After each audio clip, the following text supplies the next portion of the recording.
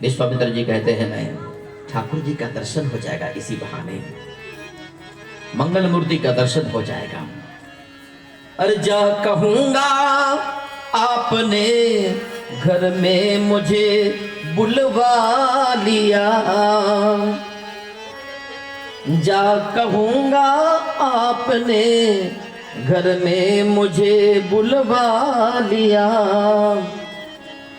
लेकिन अरे किंतु मैं आया तुम्हें वन में बुलाने के लिए, इस बहाने जाऊंगा आंसू बहाने के लिए।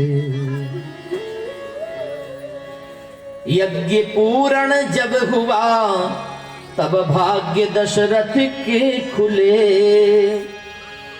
यज्ञ पूर्ण जब हुआ तब भाग्य दशरथ के खुले, किंतु आया यज्ञ में पूर्ण कराने के लिए। एक यज्ञ राजा दशरथ जी ने किया, उस यज्ञ की पूर्णाहुति हो गई, उस यज्ञ से भगवान प्रकट हो गए। हे ठाकुर जी, अब ये दूसरा यज्ञ, इस यज्ञ की भी पूर्णाहुति आपको ही करानी होगी, इसलिए एहूं मिस देखो पद जाई कर बिनती आनौ दो भाई। एहूं मिस देखो पद जाई कर बिनती आनौ दो भाई। तब मुनिवर मन कीन विचारा, प्रभु अवतरऊ हरन मही भारा। तब मुनिवर मन कीन विचारा, प्रभु अवतरऊ हरन मही भारा। हरन मही भारा, हरन मही भारा। बहुविधि करत मनोरथ जाति लागी नहीं वार, करि मज्जन सरजू जल गए भूप दरबार। एक बात कथा बहुत ध्यान से सुनिएगा। विश्वामित्र जी अयोध्या में दोबारा आए हैं अपने जीवन काल में। एक बार और आए थे। कब आए थे? जब राजा हरिश्चंद्र का शासन था। राजा हरिश्चंद्र के शासन के समय विश्वामित्र अयोध्या आए थे। आज दोबारा राजा दशरथ के शासन काल में अयोध्या आ गए। इसलिए विश्वामित्र का अयोध्या में आगमन अकारण नहीं होता है, विश्वामित्र जी का आगमन सकारण होता है। राजा दशरथ जी को पता चला, दौड़ पड़े, विश्वामित्र जी का सम्मान किया, अंदर सिंहासन में बैठाया, चरणों को धोया, श्रृणामृत लिया, पूजा किया, विविध प्रकार के पकवान बनवाया, विविध प्रकार का भोजन करवाया और विनती किया, स्तुति किया। इसके पश्चात चारों बेटों को बुलाया और चारों बेटों ने आकर के विश्वामित्र जी के चरणों में प्रणाम किया। भरत ने, शत्रुघ्न ने, लक्ष्मण ने प्रणाम किया। राम जी ने जब प्रणाम किया तो भये मगन देखत मुख शोभा, अर्जुन चकोर पूरन शशि लोभा। राम जी की सुरती को देख करके, राम जी के मुखचंद्र को देख करके, रामचंद्र को देख करके, उनकी शोभा को देख करके विश्वामित्र जी के नेत्र चकोर हो गए और राम जी का मुख चंद्र हो गया। बहुत देर तक देखते रह गए, अपने जीवन को सराहने लगे।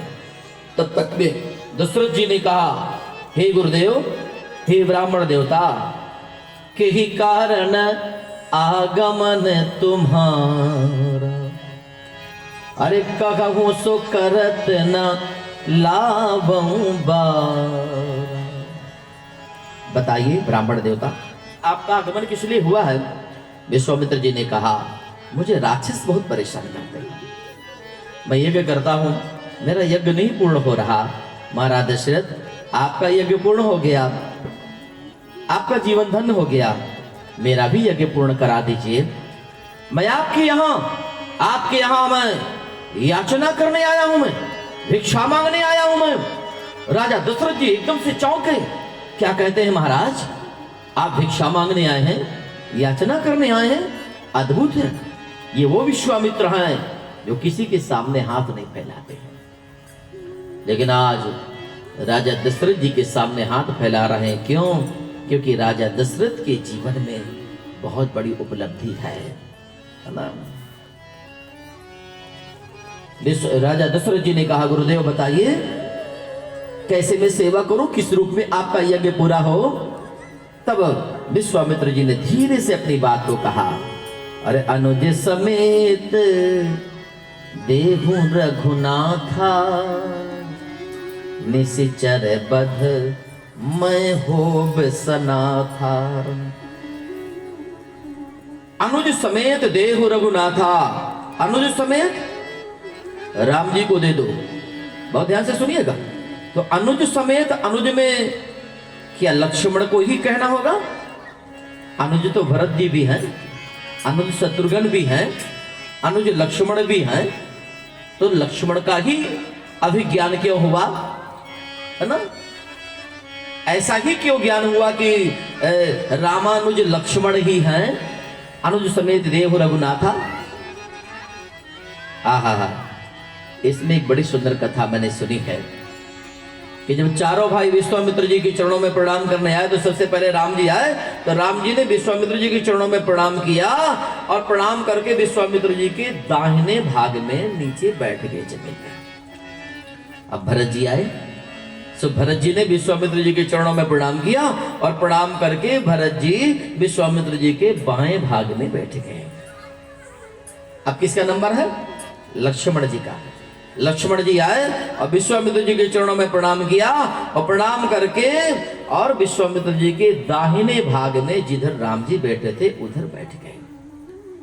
शत्रुघ्न जी आए, शत्रुघ्न जी ने प्रणाम किया और विश्वामित्र जी के बाएं भाग में भरत जी के बगल में बैठ गए। विश्वामित्र जी ने कहा, ये वाली जोड़ी नहीं, बाएं भाग वाली जोड़ी नहीं, ये दाहिने भाग वाली जोड़ी। अनुज समेत, ये राम जी के बगल में जो छोटा भाई अनुज बैठा है ना, इसलिए लक्ष्मण का अभिज्ञान हुआ। राजा दशरथ जी को अच्छा नहीं लगा। राजा दशरथ जी ने कहा, गुरुदेव, हे ब्राह्मण देवता, आपने बहुत अप्रिय बात बोली है। आपने ये नहीं सोचा कि मैं इन पुत्रों को प्राप्त करने में मेरी कितनी बड़ी आयु व्यतीत हो गई। मुझे ऐसा लग रहा था कि मेरे संतान नहीं होगी। चौथे पन में, चतुर्थ अवस्था में मुझे पुत्र मिला है और उसमें आप इन मेरे पुत्रों को आधे को लेना चाहते हो, ले जाना चाहते हो वन में, जंगल में। क्षमा करना ब्राह्मण देवता, आपने तनिक विचार नहीं किया। फिर भी मैं कहता हूं कि सारे पुत्र मुझे प्राणों की तरह प्रिय हैं, परंतु मैं राम को नहीं दे सकता, राम जी को नहीं दे सकता। किसी ने पूछा दशरथ जी से कि सारे पुत्र आपको प्राण के समान प्रिय हैं, तो जब सारे पुत्र प्राण के समान प्रिय हैं तो राम ज्यादा प्रिय है, तो राम कौन है? बोले सारे पुत्र प्राण के समान हैं, तो राम तो प्राण के भी प्राण हैं, जीव के भी जीव हैं। राम है ना, वो प्राण के भी प्राण हैं। मना कर दिया। वाल्मीकि रामायण में वर्णन आता है, विश्वामित्र जी को क्रोध आ गया, लेकिन यहाँ विश्वामित्र जी को क्रोध नहीं आया और विश्वामित्र जी दशरथ जी की बात को सुन करके बहुत आनंदित हो गए। राम को कोई देना नहीं चाहता, राम को छोड़ना नहीं चाहते। विश्वामित्र जी ने मन में सोचा, मेरी झोली कैसे भरेगी, मेरा जीवन कैसे कृतार्थ होगा, मेरा जीवन कैसे आनंदित होगा, मुझे राम का लाभ कैसे मिलेगा। मेरे जीवन में राम की प्राप्ति कैसे होगी? क्योंकि दशरथ जी ने तो स्पष्ट कह दिया है कि राघव को मैं न दूंगा मुनिनाथ मरते मरते, है ना?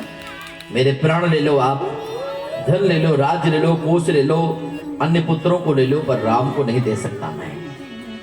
ये तो देंगे नहीं, तो फिर कैसे बात बनेगी? तब विश्वामित्र जी की नजर गुरु वशिष्ठ की तरफ गई और मन में सोचा कि मैं तो इनसे जीवन भर झगड़ा ही करता रहा, लेकिन आज विश्वामित्र तुझे इन वशिष्ठ के चरणों में तुझे झुकना पड़ेगा। क्यों? क्योंकि आज इनका भाग्य ज्यादा है। आज गुरु वशिष्ठ की कृपा से ही तुझे भी आनंद मिलेगा, तुझे राम की प्राप्ति होगी। अब तुझे झगड़ा बंद करना होगा, तुझे झुकना पड़ेगा। और ये कितनी बढ़िया बात है कि बिना झुके, है ना, भगवान नहीं मिलते, बिना विनम्रता के भगवान नहीं मिलते। जानकी जी जब जयमाला सज्जनों लिए खड़ी थी ना, तो जानकी जी साक्षात भक्ति हैं और भक्ति के सामने भगवान को झुकना पड़ा था। भगवान कहते हैं जब मैं झुक गया भक्ति के सामने, तो जीवों को भी मेरी प्राप्ति के लिए झुकना पड़ेगा। विश्वामित्र जी ने गुरु वशिष्ठ से निवेदन किया, हे ब्राह्मण देवता, हे रघुवंश के पुरोधा, मैं जीवन भर आपसे लड़ाई झगड़ा करता रहा, लेकिन मैं आपकी बराबरी कभी नहीं कर पाया। मैं राजर्षि से महर्षि, महर्षि से ब्रह्मर्षि तक पद प्राप्त कर लिया, लेकिन आपकी बराबरी नहीं कर पाया। मैं 60,000 वर्ष तक तपस्या किया, लेकिन भगवान नहीं मुझे मिले। और आपके चेले की आयु मात्र 60 वर्ष की, और आपके चेले को भगवान मिल गए। इसका मतलब है आपके चेले की महिमा नहीं, आपकी महिमा है। इसलिए हे गुरु जी, आपके चरणों में मेरा प्रणाम है। कातर दृष्टि से कहा, आप जीत गए, मैं हार गया। ये आपका चेला आन प्राण वाण सब दे देगा, पर राम को नहीं देगा। और आपके एक इशारे पर ये सब कुछ लुटा सकता है। इसलिए हे गुरुदेव, मेरे ऊपर आप कृपा करिए, दया करिए। सज्जनों, वशिष्ठ जी ने, वाल्मीकि रामायण कहते हैं, वशिष्ठ जी से विश्वामित्र जी ने जब इशारे में जब प्रार्थना किया, विश्वामित्र जी के प्रार्थना को, विनम्रता को देख करके गुरु वशिष्ठ का चित्त द्रवीभूत हो गया। और गुरु वशिष्ठ जी ने तुरंत राजा दशरथ जी को सावधान करते हुए कहा, अरे महाराज दशरथ, दे दो, इन्हें दे दो विश्वामित्र जी को। दशरथ जी ने कहा, गुरुजी आप भी कह रहे हैं? बोले हाँ। बोले क्यों? बोले अगर इन्हें तुम दे दोगे ना, तो देने से तुम्हारा और तुम्हारे पुत्रों का कल्याण होगा। वाल्मीकि कहती है, इनका आगमन ही इसलिए हुआ है, तब पुत्र हितार्थाय त्वाम विद्याभियाचते, तुम्हारे पुत्र और तुम्हारा हित करने के लिए इनका आगमन हुआ है। कौन सा हित? वशिष्ठ जी ने कहा, अभी थोड़ी देर पहले हम विचार कर रहे थे कि राम जी 15 वर्ष के हो गए हैं और अब इनकी विवाह, इनकी शादी वादी होनी चाहिए। तो दशरथ जी ने कहा, गुरुदेव आप क्या कहना चाहते हैं? क्या ये बाबा हमारे पुत्रों की शादी कराएंगे?